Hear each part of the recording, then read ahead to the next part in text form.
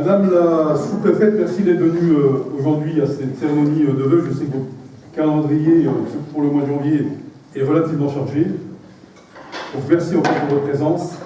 Monsieur le député Di Filippo, cher Fabien, merci d'être venu aujourd'hui à Château-Salins. Je salue également le sénateur Jean-Marie Mison, qui nous vient de très loin, qui vient du Thionvillois, près de la Bassam, c'est ça plus exactement, parce que c'était le maire de Bassam il y a quelques temps auparavant, et comme il était obligé de choisir entre les deux, il a préféré devenir sénateur, mais tant mieux. Tu es un excellent sénateur, mon cher Jean-Marie. Monsieur le vice-président du conseil départemental, mon cher Fernand, merci aussi pour ta présence. Madame la conseillère départementale Janine Berviller, merci également. Monsieur le président de la communauté de communes, cher Roland, je ne sais pas où tu es, parce que je t'oublie de temps en temps, mais je sais que tu es présent. Merci Roland de manifester. Je salue également notre nouveau curé, l'archiprêtre Éloi Bamago. Merci aussi pour sa présence. Je salue bien sûr les autorités militaires. Monsieur le commandant de la compagnie de gendarmerie, cher Jean-Christophe Eberlé, le capitaine Jean-Christophe Eberlé, qui nous vient de Sarrebourg. Alors moi je dis la compagnie Château-Salins-Sarrebourg, si ça ne te dérange pas. Je préfère dans ce sens-là. C'est normal, on est un peu chauvin aussi à Château-Salins, comme l'est finalement le maire de Dieuze quand il est à Dieuze. Monsieur le commandant Donatin, cher Patrick, merci aussi de ta présence. Monsieur le colonel du CEFIM, le colonel Magne, merci aussi pour votre présence et remercie aussi vos militaires, puisque nous avons l'occasion de les voir assez souvent sur nos cérémonies commémoratives. Et encore merci pour l'effort que vous faites de venir à chaque fois qu'on vous sollicite. Monsieur le lieutenant cher Claude, chef du centre de secours de Château-Salins, monsieur le commandant de la communauté de brigade de gendarmerie, l'adjudant-chef Kunz, qui est présent aussi également aujourd'hui, avec le capitaine, dont je ne connais plus votre nom, excusez-moi, mais le capitaine en second, c'est ça, de la compagnie Château-Salins-Sarrebourg, et également ton collègue, l'adjudant-chef Clément Marmé, c'est ça, voilà, qui est aussi ton second dans le cadre de ton commandement des brigades de la communauté de brigade de Château-Salins. Voilà. Monsieur le directeur du lycée agricole que j'ai vu tout à l'heure, monsieur Montigny, madame la principale adjointe, qui s'est manifestée tout à l'heure, madame Labadie, merci aussi de représenter monsieur le principal du collège La Passe-Pierre, mesdames et messieurs les directeurs des écoles primaires et maternelles, madame la directrice de l'hôpital de Château-Salins, madame Rouillère, qui est accompagnée de monsieur Kirkinger, qui est le délégué régional du groupe SOS, madame la directrice de l'EHPAD Saint-Vincent, je salue également les jeunes conseillers municipaux ainsi que leurs parents, mesdames et messieurs les maires, le maire de Bélange que j'ai vu tout à l'heure, le maire de Couture, bien évidemment, le maire d'Athioncourt, le maire d'Aubrec, le maire de Virmin, le maire de Salonne, madame Stéphanie Zampieri, qui remplace Christine Herzog, la sénatrice, qui est aussi maire de Val-les-Bénestrophes, madame Sylvie Bousbacher, la maire d'Asvillers, le maire de Germicourt également, le maire de Curcel, bien sûr, Jérôme, et également le maire de Marimont-les-Bénestrophes, Marcel Hans, que j'ai aperçu tout à l'heure. Où tu es, Marcel? Voilà, merci Marcel d'être venu aussi loin.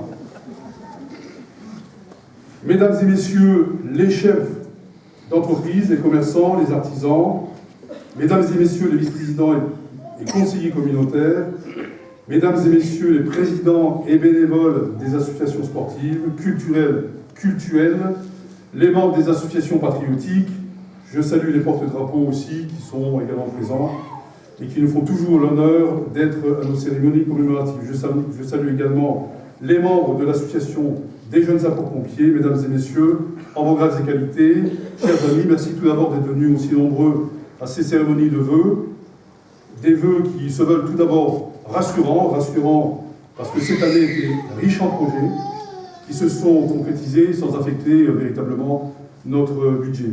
L'État, comme je vous le disais tout à l'heure, Madame la sous-préfète, a été généreux sur l'ensemble des travaux. Merci encore de cette générosité que vous nous accordez pour 2018 et j'espère qu'elle le sera tout autant, comme le maire de Dieuze l'a dit hier, pour 2019. Donc merci Madame la sous-préfète pour avoir aussi accepté ces demandes et aussi pour avoir, je dirais, intégré très rapidement que Château-Salins devait être aidé cette année en 2018 puisqu'on avait été quelque peu oublié les années précédentes. Et en plus, nous avons beaucoup de charges de centralité qui pèsent lourdement sur nos épaules. Tous les dossiers présentés ont pu être ainsi financés et chacun d'entre eux a fait l'objet d'un travail préalable de concertation, d'études également par nos services, Madame Munier vient de vous l'indiquer, en fonction toujours, bien sûr, de nos contraintes budgétaires. Et la difficulté qu'ont tous les élus, c'est de boucler leurs dossiers, de les présenter, comme tu l'as dit, mon cher Fernand, d'expliquer leur pertinence, l'intérêt qu'ils présentent pour leur commune ou éventuellement pour le territoire. C'est ce que nous avons fait, Madame la sous-préfète, il y a quelques jours, en vous présentant les projets, les travaux d'extension de l'hôpital, la réhabilitation des friches des Salines et également la réhabilitation du gîte. Ce sont des projets qui nous tiennent à cœur parce qu'ils constituent une avancée à la fois dans l'offre de santé, à la fois dans le maintien des grands services publics en zone rurale et aussi qui constituent un développement du tourisme sur le territoire du Saulnois. L'État, effectivement, a un rôle prédominant dans l'accompagnement de nos projets, à l'instar, bien évidemment, du conseil départemental, qui sont nos principaux financeurs, et les collectivités territoriales, si petites soient-elles, les communes, si petites soient-elles, doivent pouvoir compter sur votre soutien indispensable. Soutien financier, bien évidemment, indispensable. Le soutien moral, il est bienvenu également, mais on préfère le soutien financier. Dois-je rappeler que les communes jouent un rôle important dans l'économie du pays. Elles sont indispensables à la régulation de l'emploi, notamment dans le secteur du BTP, qui souffre encore et qui a souffert durant les 2 dernières années. Les maires et les élus de proximité ont en général bien d'autres fonctions que je n'évoquerai pas aujourd'hui, la liste est relativement longue, mais nos actes, les maires et les élus de proximité, nos actes se traduisent sur le terrain. Ce sont les premiers référents des citoyens par leur proximité avec eux, et s'il se passe quelque chose dans le quartier, de temps en temps, ils vont voir le maire, l'adjoint, de temps en temps le député, rarement, excuse-moi Jean-Marie, le sénateur. On n'hésite pas non plus à lui imputer tout ce qui ne relève pas de sa responsabilité. On l'engueule dès qu'on l'a sous la main, celui dont on pense qu'il peut toujours agir ou intervenir. Mais malgré tout, cette proximité avec les habitants, on l'apprécie.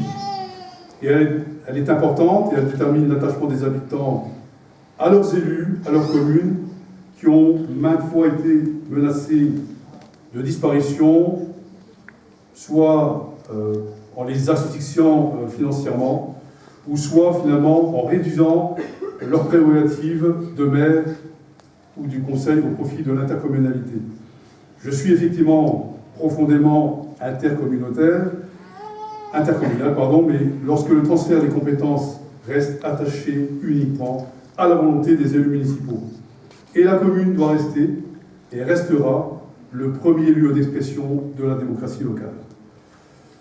La proximité, c'est aussi, comme l'a dit Mme Munier, c'est le maintien de nos services publics. Le service des finances publiques est préservé, malgré la concentration de certaines missions au chef-lieu de département. Nous avons également relogé les services de la CPM qui ont cherché désespérément de locaux pour des problèmes d'accessibilité, et le personnel a commencé à douter de la volonté de l'administration de se maintenir à Château-Salins. Les services de la CARSAT aussi, un petit dysfonctionnement qu'on devrait quand même voir très prochainement, mais qui siège toujours au sein des locaux de la mairie. Un sujet un petit peu plus fâcheux, mais qui mérite d'être revisité, sur la fusion des brigades de gendarmerie. Mon cher collègue David Surseil, et aussi le maire de Delme. Le projet de Château-Salins, effectivement, avait été retenu, probablement parce que le dossier présenté tous les critères exigés par la direction générale de la gendarmerie nationale, proximité avec un axe fort, les délais d'intervention, etc. On avait vu ça en réunion, on ne s'était pas forcément accordé sur la pertinence des projets, mais il y avait différentes contraintes techniques et administratives qui ont quand même coûté quelques milliers d'euros à chacun d'entre nous, notamment à Château-Salins, lorsqu'on a dû réviser le plan local d'urbanisme, puisque la hauteur des bâtiments il fallait descendre, ou il fallait augmenter la hauteur des bâtiments, puisque la gendarmerie avait des bâtiments relativement importants et hauts. Aucune suite n'a été donnée à cette affaire, si ce n'est quelques indiscrétions qui tendraient à laisser à penser que les 3 brigades vont rester respectivement à Vic, à Dème et à Château-Salins. Dans tous les cas, si ce projet avait abouti, Château-Salins aurait dû mettre gracieusement à la disposition de l'administration un terrain qui était prévu, 450 000 euros. Et ceci sans contrepartie financière, ni subvention. Mais cet effort financier, Madame la sous-préfète, il est important et il garantit de toute évidence le maintien de la sécurité indispensable sur notre territoire. Je voudrais par ailleurs saluer le travail important de la gendarmerie de Château-Salins, une forte gendarmerie sous l'autorité du capitaine Éberlé Jean-Christophe et de l'adjudant-chef Stéphane Kunz. Pour l'instant, nous avons peu de cambriolage, je parle sous mon contrôle, mais peu, c'est déjà trop lorsqu'on parle de cambriolage, surtout pendant les périodes de fête. Nous avons de fait mis en place le dispositif participation citoyenne, une convention tripartite que nous avons signée avec la sous-préfecture, les services de gendarmerie et la mairie. Et vous pouvez apercevoir les panneaux aux entrées de la ville. Cette participation citoyenne, c'est d'impliquer les habitants de chaque quartier pour désigner un référent sécurité. Mais nous l'avons fait dans le cadre d'une réunion beaucoup plus élargie. Ce référent est chargé de collecter toutes les informations, les signalements particuliers, insolites, qui permettront aux services de gendarmerie, par des recoupements, de résoudre des enquêtes ou d'aller peut-être vérifier certaines informations. Ce dispositif devrait rassurer la population et bien sûr améliorer la réactivité de la gendarmerie contre la délinquance, avec une meilleure efficacité de la prévention de proximité. En fait, il s'agit, comme il y a quelques années auparavant, d'un réseau de solidarité, de voisinage, et une dizaine de personnes s'est manifestée pour devenir référent, et nous avons eu l'occasion, avec l'adjudant Kunz, de provoquer des réunions, pour l'instant réunions d'information, pour expliquer un peu le principe de cette remontée d'information. Voilà de manière sommaire ce que le conseil municipal a souhaité mettre en place depuis l'année dernière, et je crois que ce dispositif devient nécessaire lorsque des habitants veulent retrouver la sérénité dans leur quartier. Et croyez bien que les communes rurales ne sont pas épargnées par la délinquance, là je parle tout au contrôle, mon cher capitaine, même si elles ne se mesurent pas de la même manière que dans les villes urbaines. Nous avons besoin de présence importante des forces de gendarmerie sur le territoire du Saulnois. Allons jusqu'au bout de cette idée de sécurité, puisque je vais parler des gens du voyage, qui ont envahi à 3 reprises des terrains de la commune ainsi que des terrains privés, laissant sur leur passage une terre inexploitable par l'agriculteur du coin. Une occupation illégale de plus d'une centaine de caravanes, qui se sont raccordés au réseau public d'électricité et d'eau en toute impunité.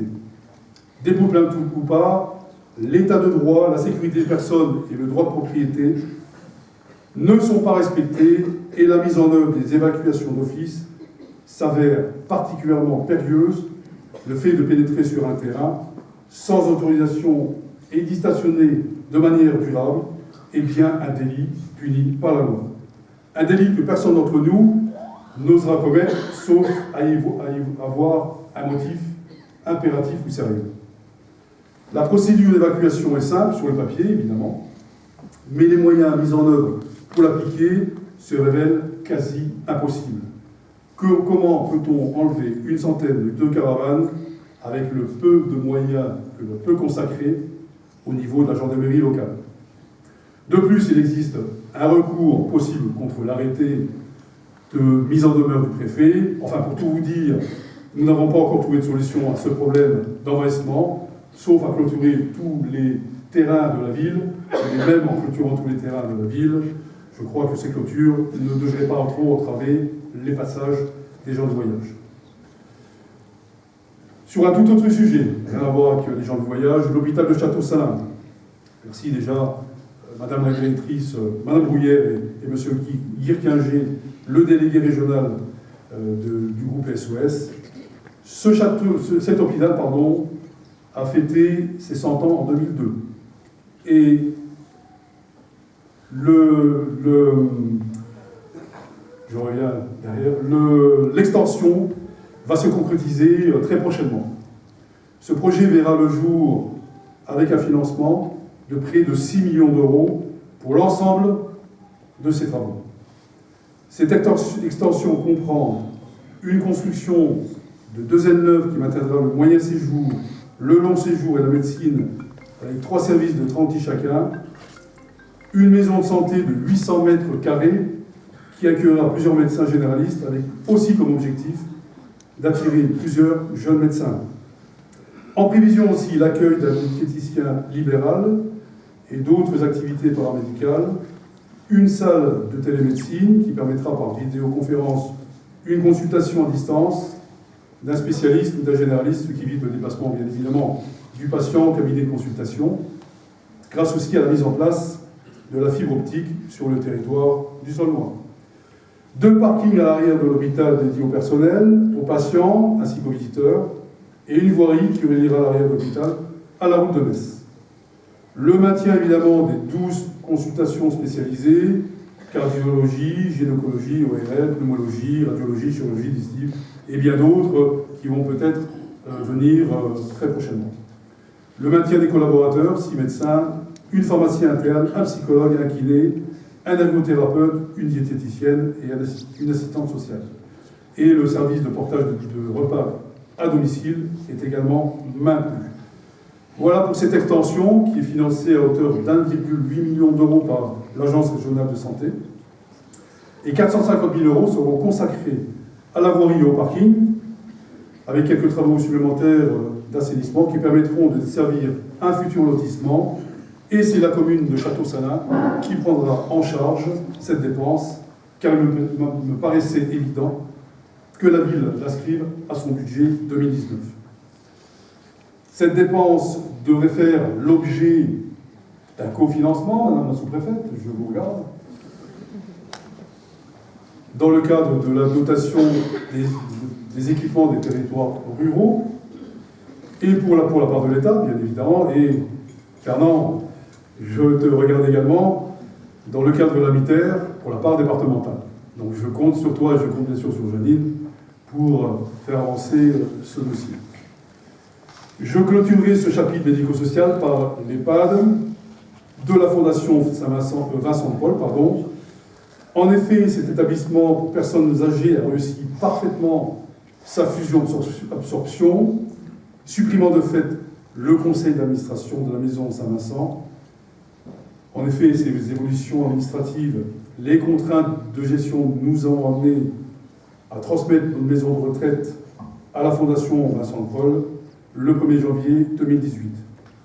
Ce choix, le conseil d'administration y a réfléchi longuement, et après plusieurs visites et rencontres avec divers partenaires, le choix s'est porté sur la Fondation Saint-Vincent de Paul, qui est reconnue pour son expertise dans la gestion de structures sanitaires et médico-sociales, sa compétence dans l'accompagnement des personnes âgées dépendantes et pour ses valeurs communes à celles de l'association Saint-Vincent. Il est bien évident que cette fusion n'a eu aucune incidence et sur l'emploi et sur le mode de fonctionnement. Donc je salue, bien sûr, remercie tous les anciens membres du conseil d'administration. J'ai vu tout à l'heure André Winterstein, dont Janine et moi-même en faisons partie. l'ensemble du personnel administratif, technique, médical, qui fait la qualité et la renommée de cet établissement. Je voudrais aussi remercier Madame la directrice, Madame Denise Wolf, la directrice qui coordonne l'ensemble du service au quotidien et garantit aussi son bon fonctionnement. Je n'oublie pas aussi de féliciter le chef cuisinier qui lui a aussi un rôle indispensable au sein de la maison. Comme vous l'a précisé ma DGS, ma directrice générale des services, l'étude de la gare routière, place du Ruisseau Salé, commencée en 2018, va se concrétiser, on l'espère, début de cette année. Ces travaux permettront une meilleure fluidité des transports et un confort plus aisé des passagers. Et l'ensemble des bus, Jean-Marie, étant stockés sur l'ancien skatepark. Les travaux du gymnase sont terminés avec une nouvelle couverture, un nouvel aménagement, des vestiaires et un nouveau revêtement de sol. On a adjoint Sébastien Gauthier qui s'en occupait et les travaux ont été relativement rapides et le revêtement de sol a été posé au mois d'août. Les travaux de voirie sont également terminés, rue Blaye, l'une des rues les plus endommagées de la ville, avec un nouveau réseau d'assainissement, l'enfouissement des réseaux secs, la réfection et l'assainissement de la rue Napoléon Ier ont également été réhabilités. Et là, je vais parler de la bibliothèque. J'ai vu la présidente tout à l'heure. Je sais qu'ils sont un peu fâchés avec moi, mais bon, on va essayer de trouver un terrain d'entente. C'est la bibliothèque qui est finalement chère à ses bénévoles.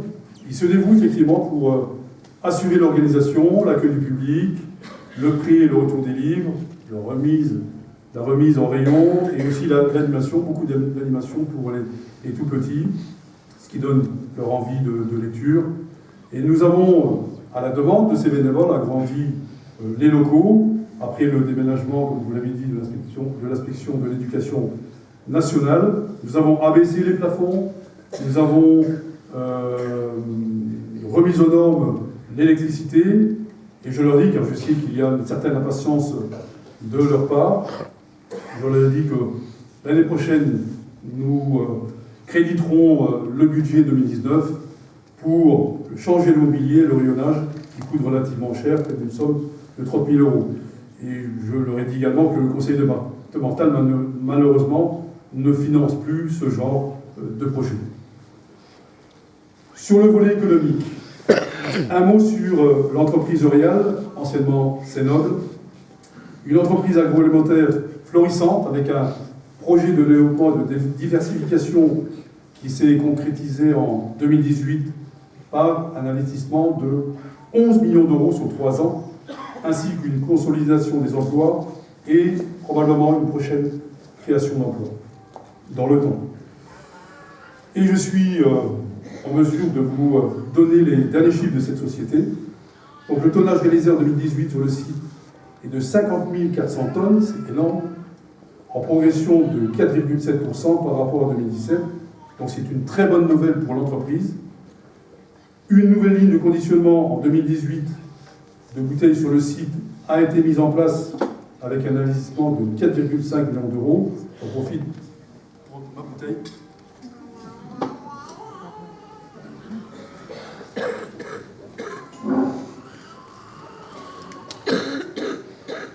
Une consolidation également des fabrications à partir de lait de vache conventionnel, une diversification vers le lait de caprin de la marque Soignon, que vous connaissez probablement, et implantation de producteurs dans le Saulnois, une collecte démarrerait en 2019. Gros succès aussi pour la marque à bicyclette, c'est un gros succès du végétal dans les rayons première gamme de dessert, 100% végétal, sans soja.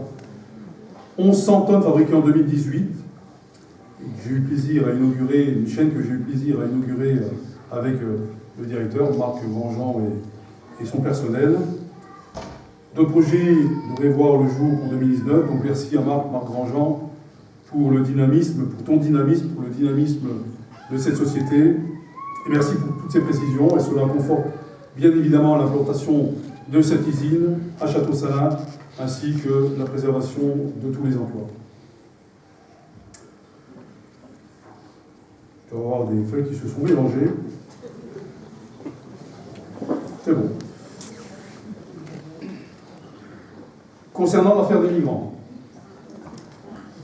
je Je sais que tout le monde attend impatiemment ce sujet brûlant.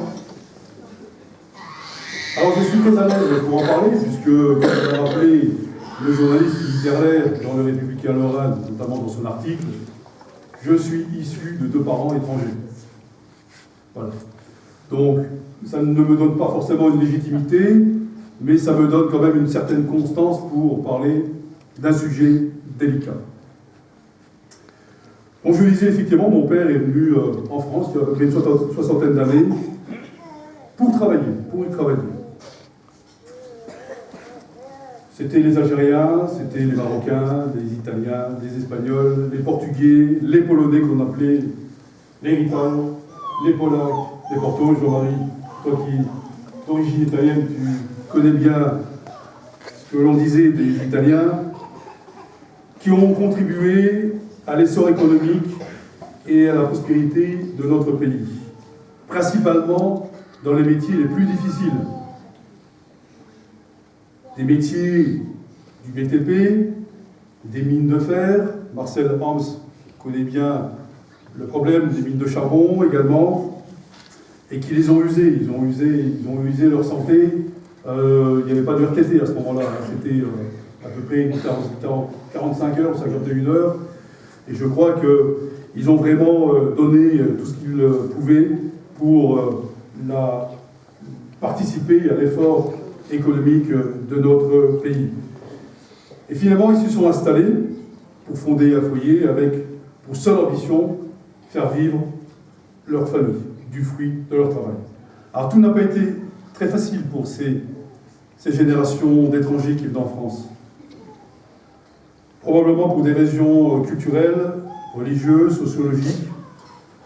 Mais la main-d'œuvre qu'elle apportait à la France était importante, puisqu'elles étaient venues à la demande des autorités françaises. Ce qui se passe aujourd'hui est totalement différent. Effectivement, les conflits qui sévissent en Afrique et au Moyen-Orient conduisent forcément des populations entières à s'exiler au mépris de leur vie, en laissant derrière toute leur vie, de manière clandestine et par des filières organisées. L'Europe, la France, sont dépassés par ces vagues migratoires et l'ensemble de ces pays sont confrontés à des situations telles qu'elles ne maîtrisent plus et sont dans l'urgence sociale. Donc il faut trouver des solutions sans connaître véritablement la durée et l'exigence de l'accueil de certaines populations avec un encadrement spécifique et un encadrement et un système d'intégration. Lorsque j'ai eu cette information que la direction départementale de la cohésion sociale semblait fort intéressée par un accueil de migrants à Château-Salins, j'ai effectivement souhaité en informer rapidement le conseil municipal, les conseils municipaux de cette éventualité, et dans un débat très digne, je l'avoue, les élus ont émis un avis défavorable. L'explication est simple. Effectivement, la solidarité est avant tout le sentiment que chacun d'entre nous peut partager, peut ressentir envers ces populations persécutées en raison des conflits, comme je l'ai dit, importants, qui sévissent dans leurs pays respectifs. Mais il n'en reste pas moins que les communes rurales, comme Château-Salins, n'ont pas les moyens humains et structurels pour s'occuper au quotidien de cette détresse sociale. J'ai également consulté quelques bénévoles d'associations caritatives, les Restos du Cœur, l'épicerie solidaire, qui ont tous fait le même constat, c'est que nous avions déjà de grandes difficultés à appréhender la précarité importante d'une certaine population de la ville et qui, pour des raisons professionnelles ou des raisons de santé, ne peut plus se subvenir à elle-même. Donc j'aurai l'occasion de m'entretenir très prochainement avec le directeur adjoint de la cohésion sociale, je crois que c'est le 21, il me semble, lui faire part de la réflexion du conseil municipal, de notre avis, et bien sûr, je n'hésiterai pas à vous informer par votre presse du contenu de cet entretien, parce que la décision, finalement, ne nous accombe pas, car c'est l'État qui reste souverain dans ce choix. Voilà, je voulais le dire, c'était un point qui méritait d'être, non pas élucidé, parce que ce n'est pas encore élucidé, mais qui méritait quand même une certaine réflexion. L'année 2018 a été, comme je vous l'ai dit en préambule de ce discours, riche en projets. Et 2019, comme l'a dit Madame Millier, le sera tout autant. Mais je reviendrai cependant sur certaines festivités, les festivités du centenaire, qui ont connu un véritable succès par l'intensité émotionnelle des cérémonies du 16 novembre à Morville-les-Vicq et du 17 à Château-Salins. Avec les élus, et je remercie encore tous les élus de l'ancien canton de Château-Salins, 31 communes de notre ancien canton. Succès aussi par la diversité du programme, qui a su aborder ce centenaire par de superbes expositions de photos, des cartes postales. André Fiche, qui est présent dans la salle, nous avons présenté vraiment une très belle exposition. Des conférences particulièrement riches en détails, proposées par le président des Amis du Saulnois, Roger Richard, et aussi un hommage rendu à une héroïne de Château-Salins, une résistance, Jeanne Tournaire, qui a pu, grâce à son ingéniosité pendant les périodes de guerre et à son courage, indiquer aux Alliés l'endroit où se trouvait le Gros Max. Le Gros Max est une pièce d'artillerie allemande qui est implantée à Morville-les-Vicq et qui pilonnait Lunévillois et la ville de Nancy. Donc je n'oublie pas non plus le magnifique spectacle pyrotechnique qui a clôturé ces festivités et qui a attiré près de 300 personnes. Merci donc à celles et ceux qui ont contribué à cette belle journée commémorative, à Monique Martin, mon adjointe, qui était la chef d'orchestre de ce comité de pilotage, les associations sportives qui ont bien voulu jouer le jeu, les associations culturelles, les bénévoles, les particuliers, les élus des 31 communes, qui nous ont vraiment aidés dans cette programmation, et bien sûr sa mise en place. Merci aux enfants des villages qui ont défilé avec, on voit ici les panneaux avec l'armoirie de leurs villages respectifs. Merci pour ce beau travail de solidarité et de cohésion qui augure probablement d'autres projets pour l'avenir. Un grand merci aussi à la musique municipale, fidèle à ces rendez-vous importants, à la musique des sapeurs-pompiers de Thionville qui nous ont gratifié d'un très beau récital avec nos musiciens locaux, les 100 choristes qui ont enflammé l'église de Château-Salins avec à leur tête Cyril Pelzer qui... Tu es où, Cyril? Voilà, je te cache, qui a tiré sa révérence dernièrement et qui a dernier concert donné à Pétoncourt. Donc merci Cyril pour toutes ces années passées à Château-Salins, à ton investissement et à ton dévouement au service de la paroisse, de la chorale paroissiale et aussi de la chorale Une autre histoire. Alors je ne t'en voudrais pas parce que tu es parti à Dieuze, et je sais que l'air est vivifiant à Dieuze, c'est peut-être bon pour tes cordes vocales, mais bon, tu es toujours le bienvenu à Château-Salins. Merci aussi aux sapeurs-pompiers, aux officiers, sous-officiers et aux représentants de la gendarmerie d'avoir pu répondre à notre invitation malgré le froid sibérien qui persistait le 17 et le 16 novembre, aux jeunes sapeurs-pompiers à leur encadrement. Merci aussi à l'amicale du 8e SWAT dont le président, M. de Courtil, est venu spécialement de Versailles pour cette occasion. Merci également à l'amicale des anciens SWAT de Thionville, les représentants du Soudanais français et la délégation marocaine de notre ville. Et je sais qu'il y a des représentants de cette délégation parmi vous, avec qui j'ai eu l'honneur de déposer une gerbe devant la plaque commémorative à la gloire de la division marocaine qui a libéré la ville de Château-Salins le 17 novembre 1918. Et je remercie également les mécènes qui nous ont aidés dans le financement, près de 6 000 € de mécénat, pour cette commémoration, ainsi que la mission du centenaire qui a pris en charge une partie de la communication.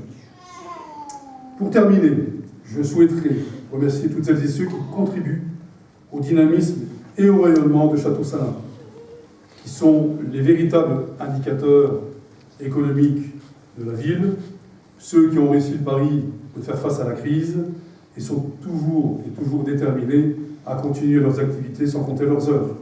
Les entrepreneurs, les artisans, les commerçants qui nous ont également rejoints pour mettre en place le marché de Noël, qui a connu cette année un très beau succès avec le groupe Jidao, David San, qui présente, son frère également, le batteur, les Tongs, Hakim Colasono, que j'ai vu au fond, merci Hakim d'être présent aussi, merci à Caroline Denera, Anne Girardin et la chorale des enfants, des écoles primaires qui ont redonné à cette fête un peu cet esprit de Noël qui nous manquait. Merci aux commerçants du marché du terroir pour leur présence inconditionnelle qui vous proposent chaque premier dimanche du mois leurs produits authentiques et faits maison. Ce marché connaît un vrai succès depuis sa mise en place. Sur la place de la Saline, avec une véritable charte qui définit les modalités de présentation des produits, leur qualité, leur origine, légumes, miel, etc. Faits maison avec quelques animations musicales. Ce sont des producteurs du Saulnois qui vous proposent uniquement des produits frais.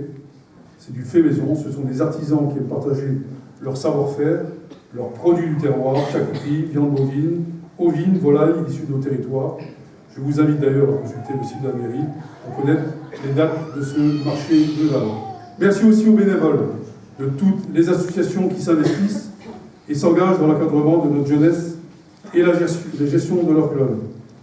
À celles et ceux qui animent la ville à travers leurs manifestations. La fête du club de Castel. Ils ont fait une véritable manifestation sous les fenêtres de la commune aussi. Les foulées du Saulnois, mais c'était sympathique. Donc, quelque part, il n'y a aucun problème entre nous. Les foulées du Saulnois, avec l'amicale des sports et loisirs. Un remerciement particulier à certaines associations culturelles, notamment les Amis du Saulnois, Histoire et patrimoine du Saulnois, la musique municipale, les Amis de l'Orgue, la MJC, pour leur aide précieuse apportée lors de nos différentes manifestations culturelles. Mes remerciements vont également aux membres des commissions qui participent activement à la réalisation et à la mise en place des projets. Merci également aux organisateurs des cérémonies commémoratives, aux sapeurs-pompiers, aux jeunes sapeurs-pompiers, toujours présents aux troupes du CEFIM, le Dieuze. Merci à l'association des anciens combattants, aux porte-drapeaux. Un grand merci aux jeunes conseillers municipaux qui ont organisé pour la 3e fois le grand nettoyage de printemps sous la dénomination « Nettoyons la nature ».